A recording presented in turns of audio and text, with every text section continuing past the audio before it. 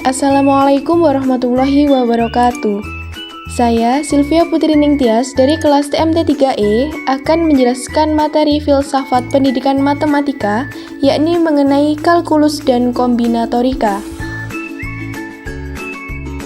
Pada pembahasan kali ini akan membahas dua subbab pembahasan, yakni yang pertama ada konsep kalkulus yang akan membahas mengenai fungsi, limit, turunan, dan integral, dan konsep trigonometri.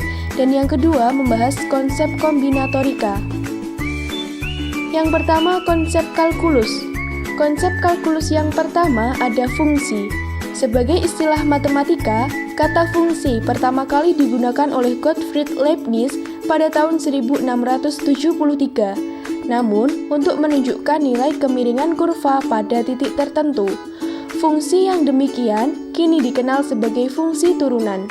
Leibniz juga memperkenalkan istilah variabel, konstan, dan parameter.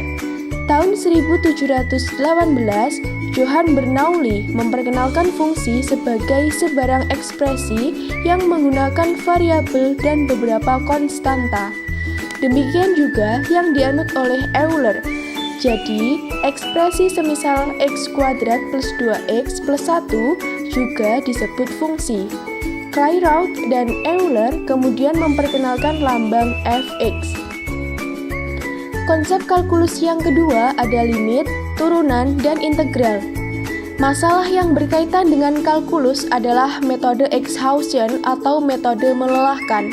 Metode ini disebut demikian karena orang harus berpikir menghitung luas daerah dengan menghitung bagian demi bagian semakin kecil, sehingga semakin mewakili daerah yang akan dihitung. Ini terkait dengan ide dasar dari kalkulus integral. Metode ini pertama kali digagas oleh Eudoxus sekitar 70 sebelum Masehi. Archimedes sekitar 225 sebelum Masehi memberi kontribusi yang penting. Ia menunjukkan bahwa luas daerah yang dibatasi parabola sama dengan 4/3 luas daerah segitiga dengan alas dan tinggi yang sama. Persoalan kedua yang penting adalah menghitung harga dengan cara luas poligon.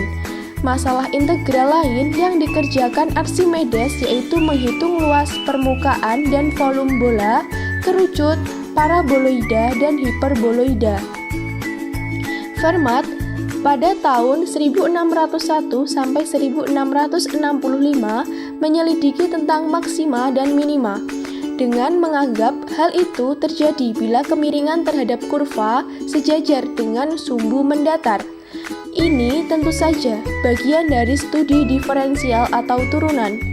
Descartes pada tahun 1596 sampai 1650 mengembangkan suatu cara menentukan normal atau garis yang tegak lurus kurva di suatu titik dalam La Geometrie dan Beaulieu pada tahun 1601 sampai 1652 mengembangkan metodenya untuk menentukan garis singgung. Hude pada tahun 1628 sampai 1704 lalu membuat metode yang lebih sederhana yang pada dasarnya menggunakan derivatif. Barrow pada tahun 1630 sampai 1677 maupun Torricelli pada tahun 1608 sampai 1647 menggunakan masalah gerak benda dengan variabel kecepatan, atau sekarang masalah tersebut sering digunakan untuk menunjukkan kecepatan sesaat sebagai masalah turunan.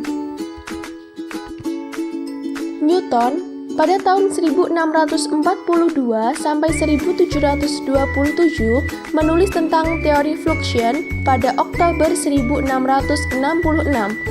Fluxion ini berkaitan dengan gerak yang terbagi menjadi fluxion X dan fluxion Y. Notasi dari Newton berupa bersesuaian dengan garis singgung kurva fxy sama dengan 0. Newton kemudian mengemukakan kebalikan masalah, yaitu bila diketahui X dan Y, maka berapa Y? Newton lalu menyelesaikan masalah tersebut dengan cara anti-diferensial.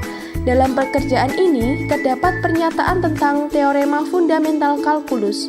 Bukunya sendiri, Method of Fluctuation in Infinity Series, baru selesai ditulis tahun 1671 dan diterbitkan pada tahun 1736. Leibniz menggunakan pendekatan yang telah mengarah ke analisis modern. Karena itu pula, banyak lambang-lambang kalkulus berasal dari Leibniz, antara lain notasi dx, dy per dx, dan pada tahun 1675 ia menggunakan notasi integral, persis seperti yang kita tulis sekarang. Karyanya tentang kalkulus integral ini diterbitkan tahun 1684 dan 1686 dengan nama Calculus Summatorius. Dasar-dasar kalkulus modern mulai jelas lewat karya-karya dari Cauchy. Konsep kalkulus yang ketiga adalah konsep trigonometri. Penggunaan fungsi trigonometri bermula sebagai hubungan antara matematika dan astronomi, sehingga trigonometri mula-mula berkenaan dengan trigonometri bola atau spherical trigonometry. Bila diberikan sebuah lingkaran, maka masalahnya adalah mencari panjang tali busur atau chord di hadapan suatu sudut pusat.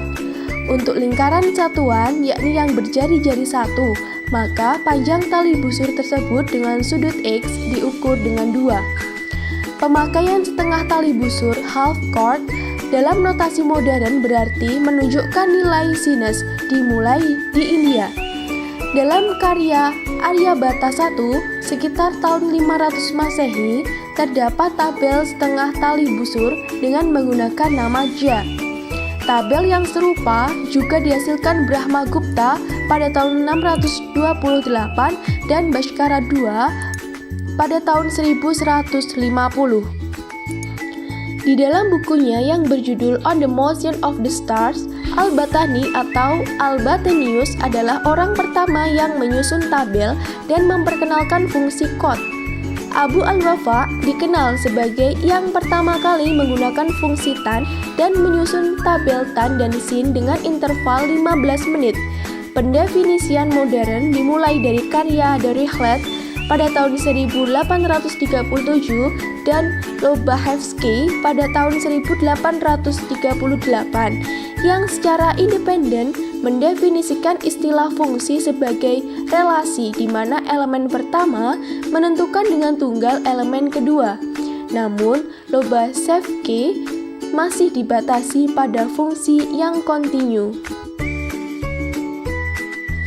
Studi trigonometri sebagai ilmu matematika lepas dari astronomi pertama kali diberikan oleh Nashiruddin Al-Tusi dalam Treatise on the Quadrilateral.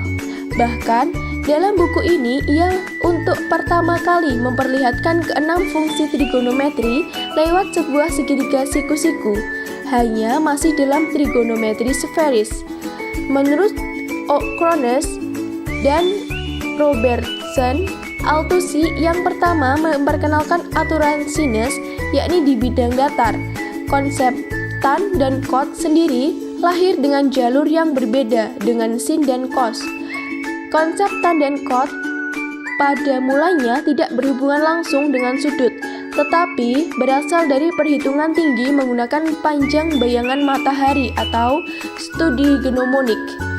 Di Arab, studi ini dikenal dengan nama studi gnomon, suatu bagian alat penunjuk waktu dengan bantuan sinar matahari dan mulai muncul oleh matematikawan Arab sekitar 860. Konsep sek dan kosek lahir dari studi tentang gnomon ini. Tahun 1533, Regiomontanus atau Johann Müller menerbitkan buku De Triangulis Omnimodis yang dipercaya beberapa sejarawan sebagai buku lengkap pertama yang membahas trigonometri bidang. Yang kedua, konsep kombinatorika. Buku pertama yang membahas mengenai kombinatorika secara jelas berasal dari peradaban Jain di India. Salah satunya buku Bhagati Sutra. Mahavira sekitar tahun 850 Masehi secara menakjubkan menulis rumus umum untuk banyak permutasi dan juga kombinasi. Pada buku Lilavati, Bhaskara menulis tentang permutasi dan kombinasi di bawah judul Angka Pasha. Berikutnya, buku kuno Qing yang memuat soal mengenai beberapa jenis heksagram yang dapat dibuat. Di Cina juga telah dikenal masalah mengenai teori graf, bujur sangkar ajaib atau magic square, sekitar 200 Masehi. Nama Lo Shu adalah nama untuk bujur sangkar ajaib 33. Abraham bin Ezra sekitar 1140 Masehi telah menemukan bukti sifat simetri koefisien binomial. Pada sekitar 1321, Levi ben Gerson atau Gersonides menulis sifat yang terkait rumus P, N, P, N, R, dan rumus umum C, N, R. Blaise Pascal, Leibniz, Bernoulli, dan Euler termasuk peletak dasar-dasar kombinatorika modern.